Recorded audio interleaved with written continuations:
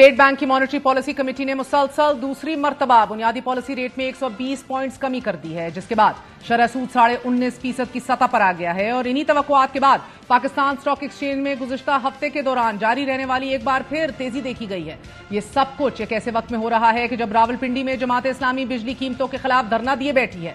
बिजली बिलों में इजाफे के बाद 3 अफराद खुदकुशी कर चुके हैं। गवादर में एहतजाज जारी है और पारा चिनार में 2 फ्री कैन के दरमियान कशीदगी इस हद तक बढ़ चुकी है कि दोनों अतराफ के 5 दर्जन से जायद लोग हलाक हो चुके हैं। और ऐसे में हुकूमत, जो कि मुआशी और सियासी मैदान में अपनी बका की जंग लड़ रही है, इसको फकत 5 माह में सियासी, मुआशी और दाखिली चैलेंजेस का सामना है। आज मॉनेटरी पॉलिसी कमेटी की जानिब से शरह सूद कम करने की वजूहात बयान करते हुए यह कहा गया कि जून 2024 में अफरात ज़र की शरह तवक्को से कदरे बेहतर रही और रवा माली साल के बजट इक़दामात अफरात ज़र के असरात भी तवक्कुआत के ऐन मुताबिक रहे। बैरूनी खातों में बेहतरी का सिलसिला जारी है। कर्जों और दीगर वाजबात की खातिर ख्वाह अदायगियों के बावजूद स्टेट बैंक ऑफ पाकिस्तान के ज़र मुबादला के ज़खायर में भी इजाफा हो रहा है। और इसी पेशरफ्त को मद्देनजर रखते हुए कमेटी ने यह फैसला किया है कि चूंकि अफरात ज़र का दबाव काबू में है, तो ऐसे में मुआशी सरगर्मियों को सहारा देने के लिए पॉलिसी रेट को मजीद कम करने की गुंजाइश मौजूद है।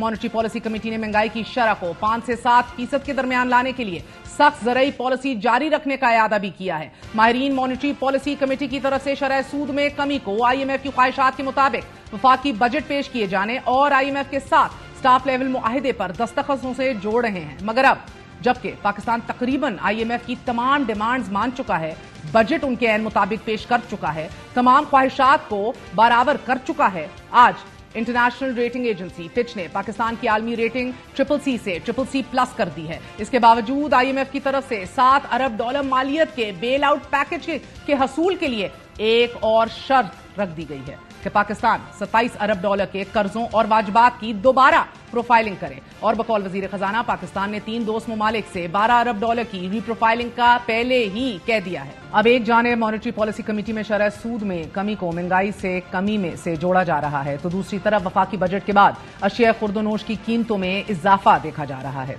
इस वक्त स्टेट बैंक ज़र मुबादला ज़खायर $9 अरब से जायद हैं, जबकि पाकिस्तान जिन कर्जों की अदायगियां 1 साल की बजाय 3 से 5 साल तक मौखर करना चाहता है, इनमें $5 अरब चीन के, $4 अरब सऊदी अरब के और $3 अरब मुत्तहिदा अरब अमारात के वाजिबुल अदा हैं। यहां यह भी अहम है कि वजीर खजाना मोहम्मद औरंगजेब, जो कि चीन के दौरे पर थे, जहां उन्होंने तवानाई सेक्टर के $15 अरब से जायद के कर्ज की दोबारा प्रोफाइलिंग करने की दरख्वास्त की, मगर हमारे जराये के मुताबिक अभी तक चीन की तरफ से कोई मुस्बत जवाब मौसूल नहीं हुआ। अलबत्ता चीन ने 3 पावर प्लांट्स के लिए मकामी कोयला इस्तेमाल करने पर रजामंदी जाहिर की है। तकरीबन 4000 मेगावाट बिजली पैदा करने वाले इन पावर प्लांट्स में साहिवाल कोल, हब पावर और पोर्ट कासिम पावर प्लांट शामिल हैं। ये पेशरफ्त इस वजह से भी अहम है कि जमात इस्लामी इस वक्त इन्हीं IPP से पैदा होने वाली महंगी तरीन बिजली और कैपेसिटी पेमेंट्स के खिलाफ 5 दिन से सरापा एहतजाज और धरना दिए बैठे हैं। और उनका यह मुतालबा है कि IPPs के मुआहदे चूंकि गैर कानूनी हैं, तो कौम के सामने रखे जाएं। किसी भी सूरत में हमें ये इजाफी टैक्सेस और IPPs के कैपेसिटी चार्जेस कबूल नहीं है। बिजली की कीमत का तयन बिजली की लागत के हवाले से किया जाए, ना कि आपकी मर्जी के जो मुआहदे हैं, मुल्क दुश्मन मुआहदे हैं, उसके मुताबिक आप हम पे बोझ डालें। एक IPP का फॉरेंसिक ऑडिट हो और फिर उसके बाद जो मुआहदे खत्म हो चुके हैं वो बंद किए जाए। और पेट्रोल की लेवी है, ये भी खत्म करें आप।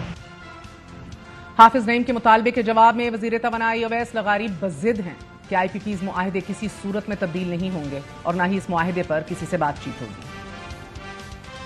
हम यूनानिमसली किसी को किसी कॉन्ट्रैक्ट से धक्का मार के रेकोडेक की तरह $900 मिलियन के फाइन नहीं पे कर सकते। ये प्लेइंग टू द गैलरी इसमें बड़ा आसान लगता है, इसको निकाल दो, उसको निकाल दो। कोई हमारा उनके साथ ना बातचीत हुई है और ना किसी और प्लांट वाले के साथ बातचीत हुई है जिनके साथ हमारी एग्रीमेंट्स हैं। हम लोग पूरे सेक्टर को स्टडी करके और एक ही दफा इंशाल्लाह बात जरूर करेंगे, लेकिन बहुत रिस्पॉन्सिबली करेंगे, जहाँ विन विन सिचुएशन में दोनों के फायदा होगा। जबकि दुख की बात यह है कि the government owns nearly half the generation capacity जिसकी बात हो रही है, अपने प्रॉफिट्स के ऊपर भी नजरसानी करने को यह हुकूमत तैयार नहीं है। वजीर तवानाई के बयान के बाद एप्टमा की जानिब से वफाकी हुकूमत को खत लिखकर IPP से मुतल्लिक तमाम मालूमात तलब कर ली गई हैं। खत में 1994, 2002, 2008 और 2015 की पॉलिसियों के तहत कायम प्लांट से बिजली खरीदारी मुआहिदों और मुआहिदों की तौसी की नकूल भी मांगी जा चुकी हैं, जबकि FPCCI पहले ही कैपेसिटी चार्जेस के खिलाफ सुप्रीम कोर्ट में दरख्वास्त दायर करने का ऐलान कर चुकी है। Moving on to a news very close to all our hearts, Arshad Sharif. नाजरीन, 13 माह बाद होने वाली समाअत गैर मुअय्यना मुद्दत के लिए मुलतवी कर दी गई है, क्योंकि गलती से केस 5 की बजाय 3 रुकनी बेंच के सामने समाअत के लिए मुकर्रर कर दिया गया।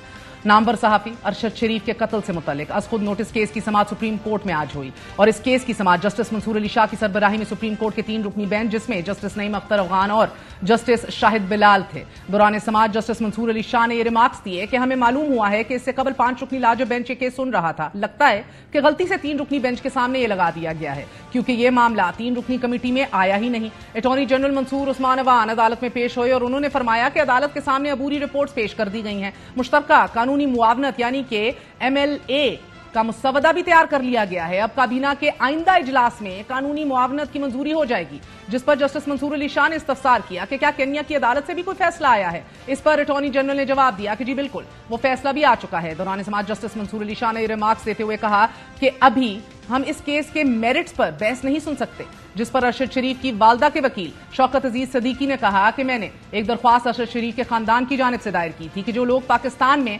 दावा कर रहे हैं कि उन्हें कातलों का इल्म है, उनको तो बुला लीजिए। हमने 6 लोगों के नाम भी अदालत के सामने रखे थे। लाजो बेंच ने दरख्वास्त नाकाबिल समाअत करार देकर खारिज कर दी थी, जिसके जवाब में जस्टिस मंसूर अली शाह ने कहा कि सदीकी साहब, ये एक इंतहाई अहम मामला है जिस पर समाअत होनी चाहिए। जिस पर वकील शौकत सदीकी ने यह कहा कि अदालत 2 हफ्तों के बाद केस को मुकर्रर कर दे, लेकिन इसके जवाब में जस्टिस मंसूर अली शाह ने कहा कि जजेस की दस्तयाबी के पेश नजर ही तारीख का तयन हो सकेगा। हम मामला 3 रुकनी कमेटी को भेज देते हैं। बाद अज़ां सुप्रीम कोर्ट ने सहाफी अरशद शरीफ कत्ल से मुतल्लिक खुद नोटिस पर लाजो बेंच की तश्कील के लिए मामला 3 रुकनी कमेटी को भिजवा दिया। यहां यह बात अहम तरीन है कि गुज़िश्ता समाअत, जो कि गुज़िश्ता साल जून 2023 को हुई थी, इस समाअत में अरशद शरीफ की वालदा के वकील शौकत सदीकी ने इमरान खान समेत 5 अफराद को शामिल तफ्तीश करने के लिए अदालत से हदायत देने की इस्तदा की थी और उस वक्त के चीफ जस्टिस उमर अता बंदयाल ने यह कहा था कि हम बराह रास्त कैसे हदायत जारी कर सकते हैं, यह तहकीकाती टीम का काम है। अरशद शरीफ की वालदा की जानिब से किसी को शामिल तफ्तीश करने की दरख्वास्त आए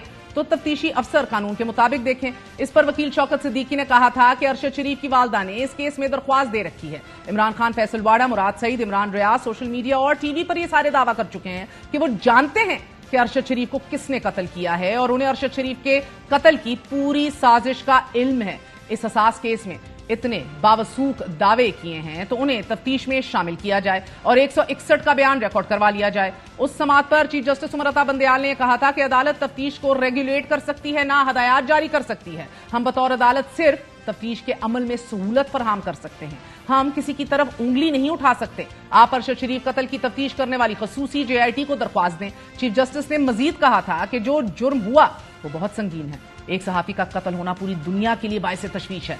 सहाफी का कत्ल होने की वजह से हदूद का मसला नहीं होना चाहिए। ये देखना होगा कि अरशद शरीफ केन्या गए क्यों, उस गाड़ी का जायजा लेना भी जरूरी है।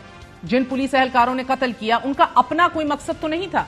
देखना होगा कातिल कौन था। चीफ जस्टिस उमर अता बंदयाल ने मजीद कहा था कि इस केस में दिलचस्पी खत्म नहीं होने देंगे।